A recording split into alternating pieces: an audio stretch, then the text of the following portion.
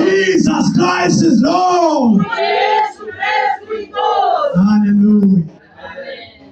Thabatha ithuba ke bazalwane, hlonipha umoya ingcwele khona phakathi kwethu kwelanga namhlanje.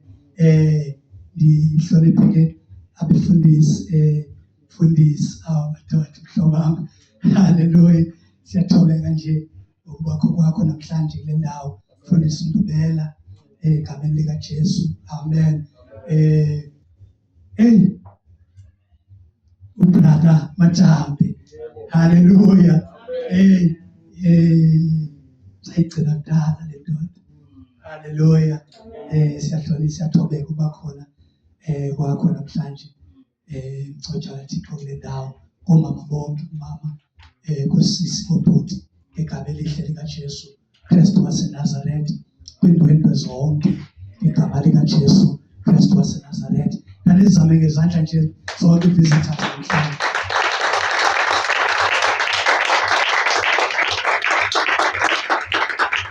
Amen. Bendisathi ke bazalwane masibaqhobelele izandla. Bonke abavizithileyo namhlanje.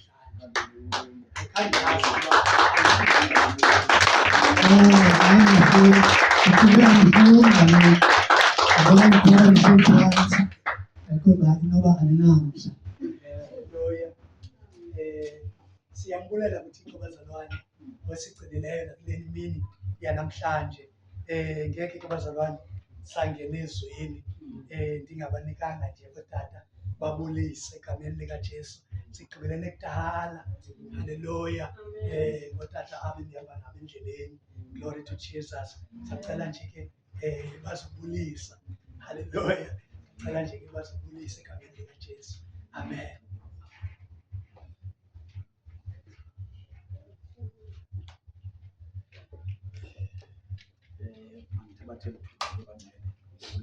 Impostor. Amen. God you are content. Mama. So mama bonke igama likaJesu Kristu waseNazaretha. Amen. Amen. Wakwandubela ke ngakifani. Umasande igama udlala imangaphe for kodwa ke ngokuhlala ke ngisemotherwell. Amen bazalwane. Ngokubalekile ndisisiwe ndiyamthanda uNkosi Yesu. Amen. Ndiyavuya ke uba nani namhlanje ekuseni nje. Amen. Kuthiwa ke umfundisi xa ebulisa funeka adlule nje. Amen. Ndihleli ngamazwi ke mpostile. Sisuka kwenye service phana le man of God ishumayela ngendaba you're this kind. This kind.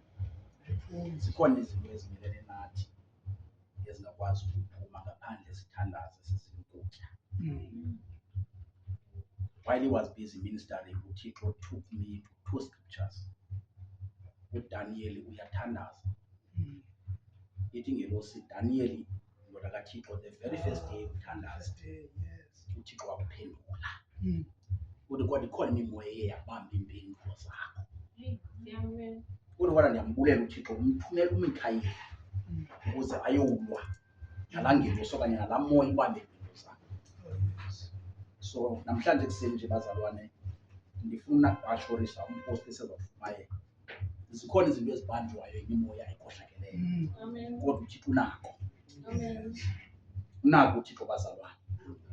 Ithi incwadi yemizekeliso 13 verse 12 ithemba elibanjezelweyo liyayingcithekisa inhliziyo. Amen. I do not know into umuntu esithembele kuyo ku-2026 kodwa ebanje noSathane uThixo unako ukuphumulisa. Amen. Ngoba uSathane ufuna kungcitheke inhliziyo zethu bazalwane. Hallelujah. Amen. So ke ndiyavuba nani ekuseni nje egameni lika Yesu Kristu waseNazaretha. Amen. Amen. Hallelujah. Amen. Hallelujah. Amen. Hallelujah. Amen. Hallelujah. Amen. Yesu inkosi. Jesus Christ is the Lord. Yesu inkosi. Jesus Christ is the Lord. Yesu inkosi. Jesus Christ is the Lord. Hallelujah bangcwele. Amen. Manibulisa umoya ingcwele, the Holy Spirit, umoya wenyaniso. Amen. Umoya wezulu. Amen. Iyanisikelela ke ngolu hlobo sibulisana ngalo. Moya ngolu hlobo okubuliswa ngalo apha enkonzweni. UYesu inkosi. Amen. Expose ikingdom esikuyo. Amen. Because outside there ngoku abantu benye ikingdom banento abazenzayo nabazibonakalisayo uba bakwenye ikingdom. Amen. So nathi siyaziveza kuba sikwi-kingdom of Jesus Christ. Amen. Hallelujah. And afunekanga sithule kakhulu ngoku ixesha liphelile bangcwele. Amen. Afunekanga sithule kakhulu ngoku. Amen. Funeka sicace uba sikweyiphi kingdom. Amen. Ukucaca kwethu nokuvela kwethu ke kuba sizi-expose uba sikwi-kingdom of Jesus Christ. Amen. Hallelujah. UYesu inkosi. Jesus Christ is the Lord. UYesu inkosi. Jesus Christ is the Lord. Ndiyabulisa ke bangcwele kootata umpostile, tata befundisi, kootata, kumama umpostile, komama befundisi. Ndibulisa kubantu abatsha nakuye wonke umntu okhoyo phakathi endlini kaThixo. Amen. Njengoba esethilo kubrada uba umpostolo ndingubrada Majambe. Amen. Ekhaya kulapha eseyisi kodwa ngoku sendahlala eMotherwell. Amen. Kudala ke sinqwena ke noba umfundisi intoba hayi siyeza Kristu sibe ninji. Amen. Kodwa ke siyambulela uThixo namhlanje uba sizile sazokunyathela sazoyifumana intsikelelo yanamhlanje apha ebandleni. Amen. Nam ndiyavuya ke bangcwele uba khona apha enkonzweni ngegama likaYesu. Amen. Ngizomethemba njalo ngobuya yazindlela uzongihona ngeso angiseke ezulwini ngiyolanda ngibone phakade enawa ethula nomthwalo wangishiya ezulwini ngiyolanda ngibone phakade enawa ethula nomthwalo wangishiya ezulwini ngiyolanda ngibone phakade enawa ethula nomthwalo wangishiya ezulwini ngiyolanda ngibone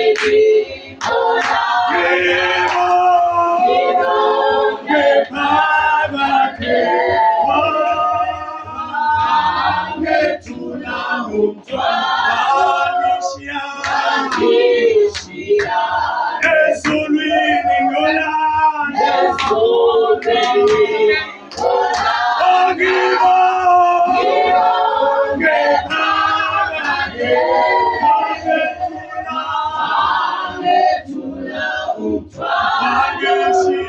wangishiya ngizomethemba njalo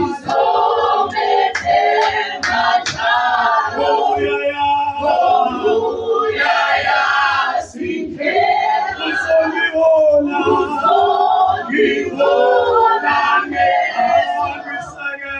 angiseke ezulwini ngiyolanda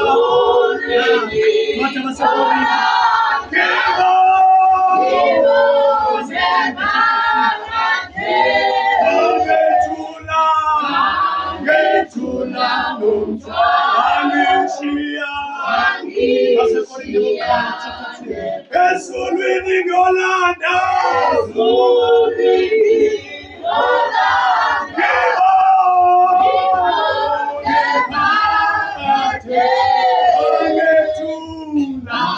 ngethula nomthwalo wangishiya 1 Corinthians chapter 3 kwabasekorinte bokuqala chapter 3 sofunda from verse 16 ezulwini ngiyolanda Jesu ngibone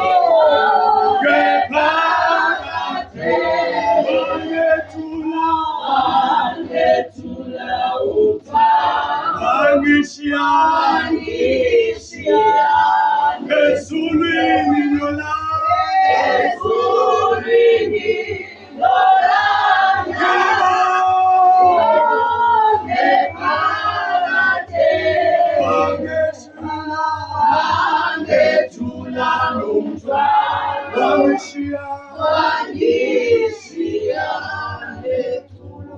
siyaphakama ke sonke siyicele ke umfundisi uNdubela asisikelelele egameni likaJesu. Baba wethu oyingcwele, isenkosi yethu uJesu Kristu. Namhlanje Nkosi emveni kwemini siza phambi kwethoni yakhe baba.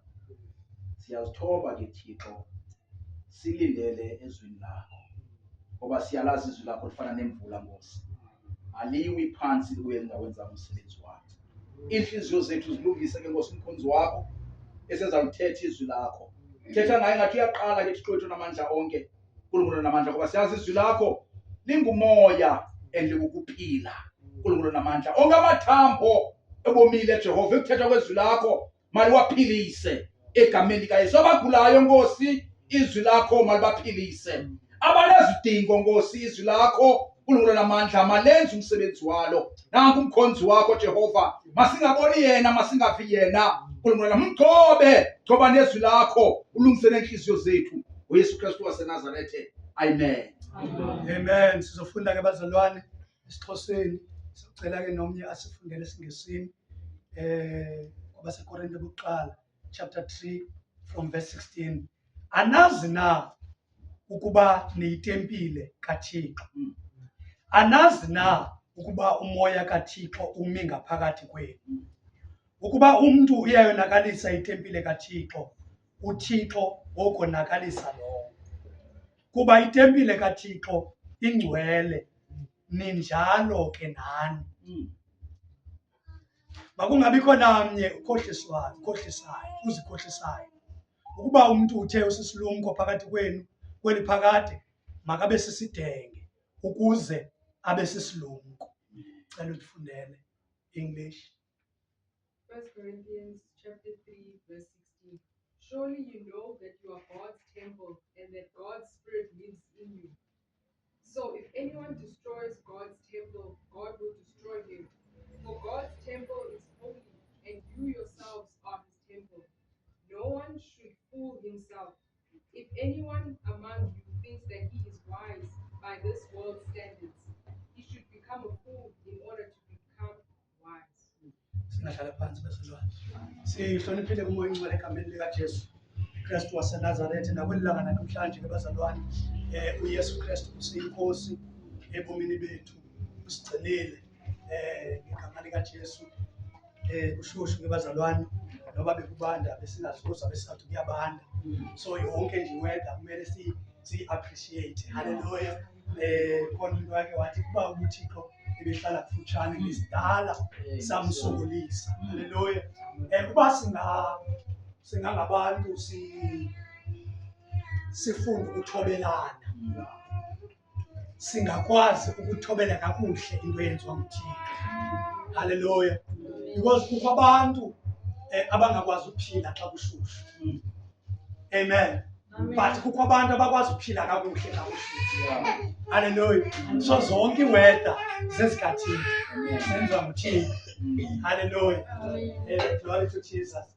Sifunda ke apha namhlanje kule ngxabano yabazalwane. Abanye baba bazalwane babeka obabona between uPaul noApollo. Uthi xa ebacacisela uKristu emveni kokuba bephazamisene, uthi nina nithi ningabaka Apollo, abanye bathi bangabaka Paul. Hallelujah. Amen. So uzama ucacisa ke ngokuba akazange abethelelwe Apollo. And noPaul akazange abethelelwe. But owabethelelwayo uKristu. So thina singabaka Kristu. Amen. Hallelujah. Amen. Ikhaya nithi ke lento bazalwane nalapha kwindawo esihlala kuzo. Ubona indlela yabefundisi aba-blackmaila ngayo abanye abefundisi in the pulpit. Hallelujah. Ngoba xa ukwazi ukuma phakathi kwe-congregation uthethe bad ngomnye umfundisi, uthi kwaba bantu akanguye umfundisi. Hallelujah. And uthi kwaba bantu mhlaleli nim-underminer because akenzi ngokwendlela uThixo afuna ngayo. Hallelujah. So xa esithi nina ningabakaPaul, nina ngabakaPaulo, nina ngabakaKephas, babethelelwa naba bantu. No, zange babethelelwa. But umuntu obethelelwayo only Christ alone. Uye yedwa uKristu esimthandazayo, uye yedwa esimnqulayo. Nabafundi bakhe ndakandubela bakhe baphazamiseka xa bebona abanye bekhupha idimoni, xa bebona abanye beshumayela. Baza kuYesu bathi kuye, sibabonile abaya beshumayela. Bashumayela njani bengekho kuthi? Uthi uyasithetha nabo uthi ongekho ongachasenanga nathi ungakuthi. Hallelujah. Ongachasenanga nathi ungakuthi. Yangasebandleni kungakhula i-unity, sidlule kwi-unity, singene kwi-oneness because amabandla sexabana kangaka nje because of zizinto eziphume epulpitini. Amen.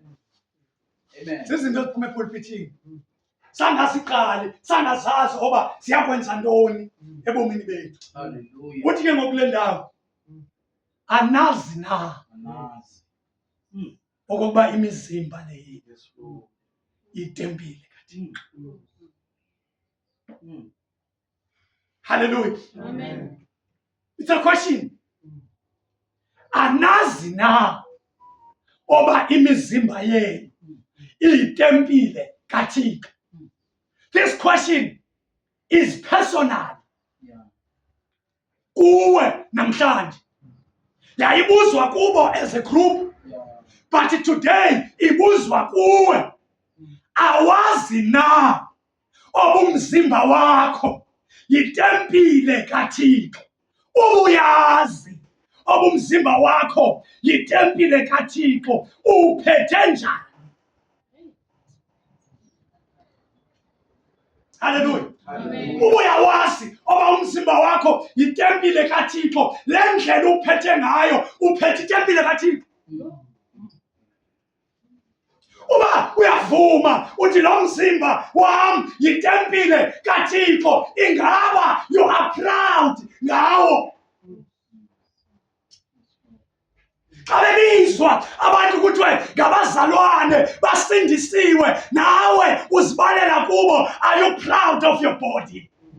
Are you proud of the temple? Okanye uyiphila nje nanjani na ngoba ungazi oba lo mzimba uyitempile yokuhlala umoya, uyitempile kaThixo le. Amen. Uyayazi ngaloo nto oba umzimba wakho yitempile yokuhlala umoya ingcwele, yitempile kaThixo. Uba yitempile kaThixo uphathe kakuhle.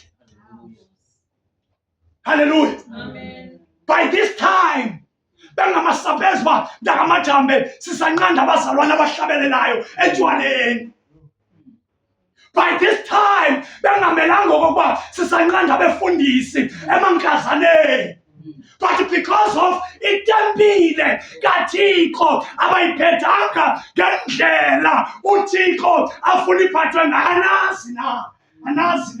Anazi na uba imizimba yenu iyitempile kaThixo. Abesesehla ke athi le tempile kaThixo leyokuhlala umoya oyingcwele. Athi yes oyinakalisayo. Oyonakalisayo. Yes, Lord. Yena uThixo uyokonakalisa yena. Amen. Hallelujah. Ubeka uyonakalisa.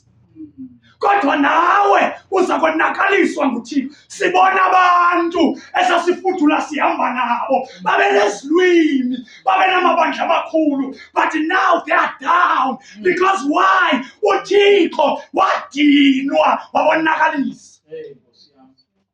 Oh, ngoba bebonakalisa itempile kaThixo. Khona abazalwana babehlabelela besaziwa xa ephethe imike akekho umuntu ongaphinda aphathe imike emva kwakhe. But why wagcina seyitempile kaThixo esebenzisa yona? Oh, thank you, Lord. Ngoba uSathane uyangena emntwini. Thank you, Lord. Jonga kusithi abazalwane kule ndawo kuthiwa yeyokuhlala umoya oyingcwele kaThixo. NoSathana naye unawo wakhe umoya. NoSathana naye unawo wakhe umoya. Lithi iBhayibhile umoya omdaka xa ukhuthiwe emzalwaneni awufi. But umoya omdaka okhutshwe emzalwaneni uyahamba. Lithi iBhayibhile ubheke ezinqantosini.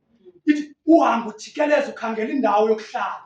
Lithi iBhayibhile bazalwane xa ungayifumani indawo yohlala, mamela this point evezwa nguSathana echaphukisayo. Uthi ndiyawubuya ndiyokhangela endlini yam. uSathane utsho uthi jonga wena udlala, uthi wena uyindlala. Uthi ndiyokhangela endlini yam. Xa efika kule ndlu enguwe uthi afike ingekho occupied zizinto zikaThixo, awungeni imidiki. Lithi iBhayibhile uyahamba. Uyahamba. Oh, Jesus. Uyahamba. Uthi xa uhambayo udibane nesela. Uthi kutheni ngathi awunandawo ohlala nje? Sela. Lithi sela hayi andinandawo ohlala. Lithi hayi bendiphume phaa mna ngenxa yotywala. But ngoku ndifuna ubuya. Lithi babuya bebayi-7. Hallelujah. Sibona umzalwane xa ebuya besimgqibele thina esoyiswa sisono sosela. But now unayo neminwe emide. Why kwenzeke ntoni kulo mzalwane? Usamjonge eminweni emide nodade ubajongile uyavangela, but uvangela kwecala lodade. Kwenzeke ntoni ngalo mzalwane? Yaba imoya ingakhange ihlale endawo ibuye yazohlala kuye. Nakekelani itempile. Amen. Hayi namhlanje ngathi ngatsho bazalwane, nakekelani itempile kaThixo, ngoba aniyinakekeli uyakubhubhisa uThixo. Amen. Watsho njalo uThixo kuyona. Wathi hambhekele nifu because abantu ababhubhisi but ababoshumayeza. Wabe sesitsho njalo kule ndoda wathi mayakhe umnqamlelo, wathi mayakhe umkhumbi uNowa. Omane siyo uNowa esithi uyabuya uYesu. Wathi yenhleko liyawalithe futhi because uNowa wayezenzela iwayini ngokwakhe. Nothi izinto zikhoyo nje wayezenzela iwayini yakhe. Xa imane sifike siya kubo athi iyabuya inkosi. Guqukani. Lithi iBhayibhile babesela, babenxila, babesatshathisa, babesenza yonke into. Yabuya inkosi ngemvulo. Nakekelani itempile. Amen. Yabazalwane uyaqala unyaka kodwa nakekelani itempile. Baningayinakekela kahle itempile kaThixo, uThixo uyakuninakekela nani. Hallelujah. Because xa unakekela itempile, you are sacrificing yourself, you're sacrificing your friends, you're sacrificing your family, you're sacrificing abantu obucinga ba close nawe, but babahambi ngendlela ohamba ngayo uyasuka kubo. Because why? Unakekela itempile. Nakekelani itempile. Amen. Nakekelani itempile. Anazi nawe itempile le kaThixo. Iye kaThixo umzimba wenu lo uye kaThixo. In the olden days, Holy Spirit was there, but he've never been revealed. Umoya ngcwele wakhona bazalwane, Amen. but awuzange uvezwe. Hallelujah. Awuzange uvezwe because umoya ngcwele uThixo wawukhetha ukuhlalisa kwi-objects than ukuhlalisa ebantwini. Hallelujah. OSamson babenawo. Because into ephethwe nguSamson noba yintoni but banamandla. Hallelujah. Yenziwa yintoni amandla ukhona. Hallelujah. Umoya ngcwele ukhona. Amen. Hallelujah. Zonke izinto ezibalwayo in the olden days kumadoda kaThixo ayesebenza, everything akhe ayiphatha. Nansi induku uMoses wavula ngayilwane ingubani induku eqholiweyo yathweswa yaphathwa ngesandla kodwa benamandla. But it's not about induku. Kodwa khona into esendukwini ngaphakathi, yiyo le moya engcwele eyathathwayo kulo mnqophisi umtsha yafakwa ngaphakathi kuthi. Hallelujah. Praise the Lord. That's why sithi anazi na ngoba imizimba yenu le itempile yokuhlala umoya engcwele. Kudala wayengahlali umoya engcwele emntwini. Ngoba abantu bakudala babe nendlela yabo yokwenza izinto nezokungcola. Then uThixo wakhetha uhlala. Wayehlala nakutyeya mos. Umoya engcwele awuhlalise kutyeya. Kuthiwe bayibonile babone inkazimulo isehla. Kuthiwe hayi ufikile uJehova. Bayohlamba izandla bahambe bayotya. Bakhokhelwe nje ityeya. Hallelujah. Amen. Because God wakhetha ukuhlala kwityeya more than ahlale ebantwini. But now umoya engcwele uhleli kuthi. But the more umoya engcwele uhleli kuthi, the more siyasiba namanyala. Why bandla?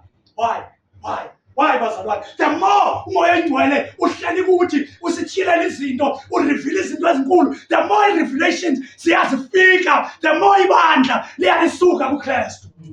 Why? Because abaphethanga kahle itempile kaThixo anazi na. Anazi na. Kuba itempile le yenu. Wena uyitempile.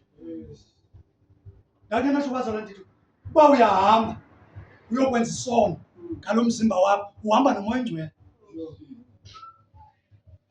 Uhamba nawo. Uthi xa usofikile kuloo ndawo umoya engcwele ubone uba hayi man asibhilongi kule ndawo usuke. Asuke umoya engcwele kushiyeka igift. Ngoba naba behlabelela bebuye eGauteng babuye eAlthini. Why kushiyeka igift? Because igift uThixo akayithathi. But iglory yakhe yasuka phezu komntu anazi na. Anazi na bazalwane. Ibandla lifuna ukhuzwa. But ingxaki yabantu abandleni abasafuna ukhuzwa ngoba lo unetheology engcono kuneyomnye. Lo ufunde kwindawo ethile, omnye ufunde Oxford, omnye wafunda endaweni ethile. So now as theology siyakhabana, but uThixo akekho phakathi. Amen. Kukhabana incwadi, umnikazi wencwadi engekho. Hloniphani itempile. Hloniphani itempile. Anazi na bayini itempile yokuhlala umoya engcwele. Uthi oyonakalisayo mna ndokonakalisa yena. Kodwa igcina ungayonakalisi itempile kaThixo. Ngoba uThixo wokonakalisa wena. Sihambe nabantu sababona besicimba bayazi kanti abazi. Namhlanje bayamchekisa uThixo bathi akekho. Why? Ngabo abangakhange banakekela itempile. Wasuka uThixo kubo. Amen. Suka uThixo kubo. Wasenwesa abantu abakholwayo. Ke ndahlala ndicinga apha endlini ndithi hey abantu njengoba bengafuna uhlambulula sochithwa nangamaziyoni. Amaziyoni awangena ecaweni engahlambululanga. Noba awutshizwa ngamanzi, noba zakwenziwa ntoni, but the symbol ayenza. How much more thina abantu banomoya engcwele kodwa sifuni kuyo. Hayi inhlambululo yaphela. Ngoba abantu bathetha ngezinto nakekelani itempile. Singatsho nje namhlanje bazalwane. Ngathi singatsho nje, nakekelani itempile. Bona itempile ayinakekelwa, uSathana uyakuyibhubhisa. Kukho abantu abacinga uSathana uyabathanda. Mamela uSathana indlela aoperate ngayo. Ubuyakwazi uba wena uThixo uzakusebenzisa in future. Uqala ngoku akungcolise. Athi ngibile ukungcolisa, athi ngigqibile ngaye Thixo. Akuyeke. Afike uThixo. Akuhlambe. Yes, Lord. But ukuba wena ukhe wabanayo ingcambu yento zikaSathana kuwe. Akapheli uSathana. Uzamane visit because kukho into yakhe elapha kuwe. Anazi nabazalwane kuba imizimba yenu itempile yokuhlala umoya engcwele. Umoya engcwele uhleli njani kuwe? Ngathi ngabuza namhlanje. Uhleli njani umoya engcwele kuwe? Ngoba kuthiwa akahlala endaweni engcolileyo. Kuthiwa akahlali endaweni engcolileyo. Kuwe uhleli njani? Kuthiwa akahlali endaweni engcolileyo. Ingaba kuwe uhleli njani? Njengoba kuthiwa akahlali endaweni engcolileyo, ingaba nawe uhleli njani kuwe? Davide ubani ongenyuka aye entabeni yakhe engcwele? Ubani ongema entabeni yakhe engcwele? Uthi ngozandla zimsulwa wenhliziyo inyulu ongafungiyo ngenkohliso. Unjani wena? Are you pure enough to be the custodian of the Holy Spirit? Are you pure enough? Are you pure enough to be the custodian of the Holy Spirit? Okanye umoya oyingcwele ukhwaza nje emlonyeni. Awukho kuwe. Anazi na. Ngoba imizimba yenu itembile. Nazi na bayitembile. Akekho umuntu ofuna itembile ingcole. Hallelujah. Xa kuthiwa itembile ingathi kuzanywa ubuyisa ingqondo yakho okokuba you don't own your body. That's why Paul said, I no longer live, but Christ lived in me. Ayindimi osehlubomni kodwa uKristu uhlubomni ngaphakathi kum. But if wena usene decisions ezizezakho ngaphandle koKristu ayinguye. Ayinguye ohlubomni. Ayinguye ohlubomni. Xa ungenakekela itempile uyaba phakathi kwabo bazalwane kuthiwa ayikho into yosindiso. Yazi bakuthiwa njengoba kusithiwa ayikho lento yosindiso, kukhona abazalwane ababonwayo abangaliphili usindiso. When you are part of them, okanye uyaliphila. Into abangele kuthiwa hayi abo bantu ngamamenemene abo bantu. Ngumntu owenze loo nto. If nawe uyiphathi yaloo nto ulapho. Hallelujah. Amen. Nakekelani itempile. Nakekelani itempile. Yes, Lord. Uthi kuba itempile kaThixo ingcwele. Injani bazalwane? Injani bazalwane? Kuba itempile kaThixo ingcwele.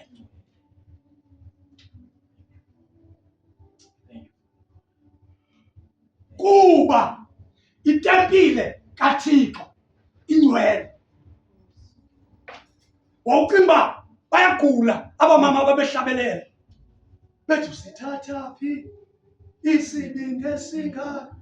Usithatha phi isibindi esinga? Sokuthatha uSathane umfake kwaphela. Sokuthatha uSathane umfake. Usithatha phi isibindi esingaka sokulola uSathane ungumzalwane umhlalise nawe? Because ungcolile, ungcola nendawo ohleli kuyo, ungcolisa nabantu abaround wena. Nansi into dangerous ngongcola. Ungcoli wedwa. Because umoya wokungcola unepower yokutshintsha aba around wena bangcole nabo. Kuba itempile kaThixo ingcwele. Nawe ibangcwele. Uthi Petros yena ningahambi ngokwenkanuko zakuqala. Ningahambi ngokwenkanuko zakuqala ngoba lo unibizileyo ungcwele nani ibani ingcwele. Why abantu bengafuni ubangcwele? Because ubungcwele abuthethwa. Ubungcwele behanjwa. Ubungcwele buyaphilwa. Abuthethwa only.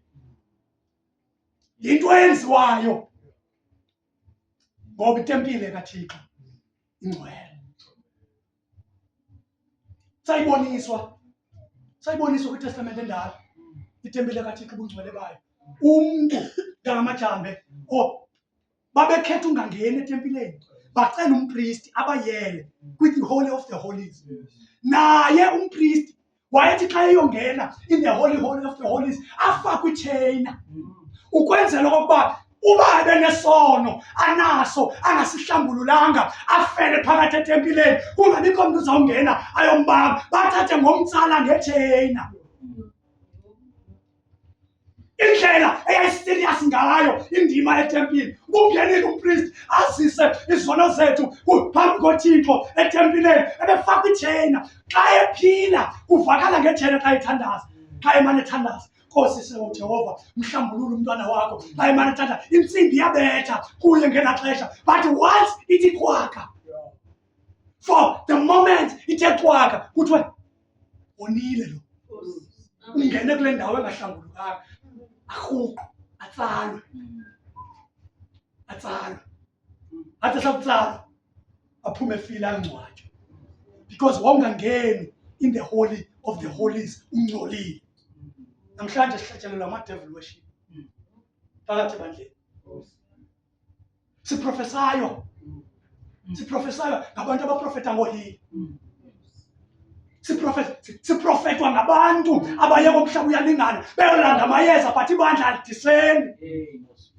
Ibandla lidiseni lithi come on papa, come on papa, come on papa. Uxelele i-ID number yakho, come on papa. Uxelele igama lakho ingathi awuzazi nefani yakho, come on papa, go deeper. Uxelele izinto ezuzaziyo. Laa mntu wenzani xa senza laa nto? Uzama ukutsala i-attention yakho, uzama utsala ne-trust. Lo xa yazi ne-ID number yam, which means uyayazi. Mamela, wazi namanzi asefrijini umprofeti. Akuxelele namanzi asefrijini, but into engekho akuxelele yona is your future, because prophecy is about the future. But akasoze akuxelele i-future. Why engasoze akuxelele i-future? Because yena akasuki kweli cala, usuka kweli cala. Amen. Khethe yakho, khethe yakho, nazike, nazike, oh khethe yakho, khethe yakho, khethe yakho, nasikela, indlela zimbi enye iya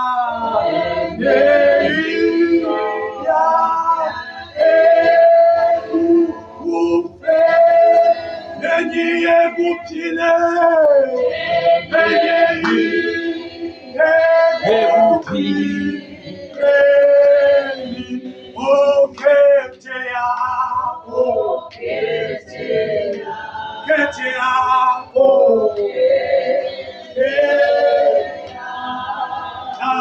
nasindlela, indlela zimbi. Khona indlela abantu abahamba ngazo. Xa ukhetha, khetha indlela ekuphileni. Ngoba itempile kaThixo ingcwele. Hallelujah. Amen. Kuba itempile kaThixo ingcwele. Uthi xa evala le verse ifundileyo ekugqibeleni, uthi uba ubani uthi kuni usisilumko, nibobazi uba sisiyatha. Athi ke nina vuyelani uba ziziyatha ukuze nibe zizilumko phambi kuThixo. Oh my God. Ngoba othi usisilumko nibomazi uba sisiyatha. Hallelujah. But lo ovumileyo oba sisiyatha uyaba sisilumko Amen. phambi koThixo. Sizathandaza namhlanje. Siyathandaza. Siyathandaza. Inkosi. Ungcono bani bese siyatha phambi kwakho. Kanti wena uyenza isilumko. Ingxaki yethu sijonga abantu. Sicimbe abantu, sifune approval yabantu. But basisiyatha phambi kwabantu. That's why ungasoze udebate nangeBhayibhile. Because ndifuna uba sisiyatha. Ngoba bayakwazi abantu abanevesi but bangabi nayo umnikazi wevesi. Ngoba uthi xa thetha nabafundi bakhe ngenye imini, uthi nina nicinga uba izibhalo zinobomi. Kanti izibhalo zinabomi, zona izibhalo zingqina ngam. So ingathi uthi kubo, why ningekho nam nibe ninezibhalo zodwa? Because once ube nezibhalo zodwa ungazani nam uyodukisa abaninzi. Amen. Asinalo ubomi. Ewe izibhalo zirayithi but zona uba awufikelelanga up to the level yoba uzazi uba zingqina ngaye, uzawushiya yena ulandele zona. Ungabi nabomi nawe. Because zona zinabomi. Azinabomi. Abantu abanevesi ezininzi but abazange uKristu. ucimba kutheni abantu abase-theologians ezinkulu ezinxiba iminqwazi emikhulu eziwongwe zazi-doctors zazinto ezithile zife sisona. Why befa sisona? Hallelujah. Afe umuntu esesonweni because akakwazi ukuhlangula ngoba une-degree without Jesus. Une-honors without God. Anazi na oyemizimba yenu itempile kaThixo eyokuhlala kuyo umoya kaThixo oyonakalisayo noThixo uyamonakalisa kodwa oyigcinayo uyamlondoloza uThixo. Balezi ziyatha phambi kwehlabathi bazalwane ngoba niyabazi izilumko phambi koThixo. Kuyacelwa ubulumko. Ungabe siso isilumko sehlabathi ngoba isilumko sehlabathi sisiyatha kuThixo. Nakekelani itempile. Nakekelani itempile kaThixo. Nakekelani itempile kaThixo. Siyothandaza bazalwane. Siyothandaza. Siyothandaza. Funa umcela uThixo namhlanje. Uthi Nkosi, ngiyawucela umoya engcwele. uDavide watsho njalo, wathi ungawususi. Ungawususi umoya engcwele. Because once ushiyeke ungenawo umoya engcwele ufana njengebhobhoza. Hallelujah. Amen. Yazi umuntu ongenawo umoya engcwele ufana nomuntu onefoni but ongenadatha. Hallelujah. Amen. Umuntu ongenawo umoya engcwele angabi nawo esecaweni but ufana nomuntu onefoni engenadatha okanye abe kuFacebook engenadatha. Xa kusendwa ipicture akaziboni because uku-free mode but kuFacebook ukuye uma nabuza abanye hayibo nihleka ntoni because kuye ayivelanga. Uzawuthi ayikho kube ngavelanga kuye. Unjalo umoya engcwele phakathi kwabanye. Kukho abantu abangazozibona izinto ezenziwa ngumoya engcwele kwabanye bathi ayikho lo. Baku-free mode. Masithandazeni namhlanje bazalwane. Uthi moya engcwele ungasuki kuyo. Moya engcwele hamba nami. Moya engcwele hlala kum, ungavizithi kum kodwa hlala. Ithi ohleliyo esithendlo senyangweni azilalise emthunzini kaSomani. Uthi hlathi lamboniselo yami. Psalms chapter 91 verse 1. Uye lowo ohleli in the holy of the holies. Hleli kuThixo. Moya engcwele mawungavizithi. Because once ungabi nawo umoya engcwele uzawuduka uhlabelele. Uzawuduka ukhonze. Uzawuduka usindisiwe. Because wena awunawo umoya engcwele. Into efuna uyazi ke umoya engcwele awuhlali endaweni engcolileyo. Iba clean qala. Hallelujah. Amen. Khona bazalwane abazibafa athi umoya engcwele mina andimumva. Awuzumumva. Awumva, awuzumumva. Ba pure. Because akahlali endaweni engcolileyo. Ngoba ungazitshintsha icawe uhambe uye kwephi ubuye kwephi kube ufuna uyova umoya engcwele afika kubhethi nakwena. Wena you need to be pure. But pure. Then once you be pure and humble yourself and pray, Holy Spirit, fill me. Hallelujah. Amen. Ngene kwi-fasting moya engcwele ndifuna ukuva. Hallelujah. Amen. Yazi kukho abantu ecaweni ababonela abanye abantu nangokhala. Xa ubone umoya engcwele umanifeste kubo ubabone belila ubone kuyakazela enkonzweni ubone babukele I wonder ke ngoku benzani. Babonela nangolila abanye abantwana bengasangqoli